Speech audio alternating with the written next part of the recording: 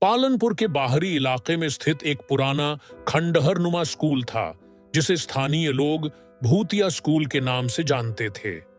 कहा जाता था कि वर्षों पहले इस स्कूल में एक छात्रा की रहस्यमय परिस्थितियों में मृत्यु हो गई थी और तब से उसकी आत्मा वहां भटकती रहती है। एक दिन शहर से आए 3 दोस्त राहुल, स्नेहा और अमित इस कहानी की सच्चाई जानने के लिए उत्सुक हुए। उन्होंने निर्णय लिया कि वे रात में स्कूल जाकर इस रहस्य से पर्दा उठाएंगे। रात के अंधेरे में जब पूरा गांव सो रहा था, वे तीनों टॉर्च और कैमरे के साथ स्कूल पहुंचे। जैसे ही उन्होंने जर्जर दरवाजा खोला, एक ठंडी हवा का झोंका आया, जिससे उनकी रीढ़ की हड्डी में सिहरन दौड़ गई।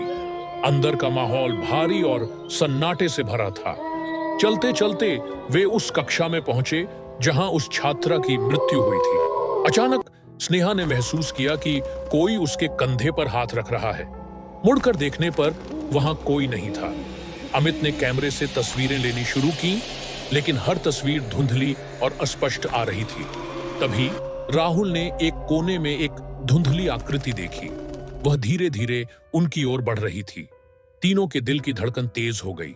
आकृति के करीब आने पर उन्होंने देखा कि वह एक लड़की की आत्मा थी, जिसकी आंखों में दर्द और उदासी थी। आत्मा ने धीमी आवाज में कहा, मुझे न्याय चाहिए। मेरी मृत्यु एक दुर्घटना नहीं थी, मुझे मारा गया था। तीनों दोस्तों ने उसकी बात सुनकर निर्णय लिया कि वे इस रहस्य की गहराई में जाएंगे और सच्चाई का पता लगाएंगे। अगले कुछ दिनों में उन्होंने गांव के बुजुर्गों से बात की और पुराने रिकॉर्ड खंगाले।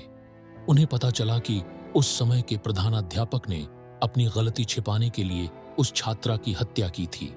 सभी सबूत इकट्ठा करने के बाद उन्होंने पुलिस को सूचित किया और मामले की दोबारा जांच हुई। आखिरकार सच्चाई सामने आई और उस छात्रा की आत्मा को न्याय मिला। इसके बाद स्कूल में होने वाली अजीब घटनाएं बंद हो गईं और गांव वालों का विश्वास था कि उसकी आत्मा को अब शांति मिल गई है।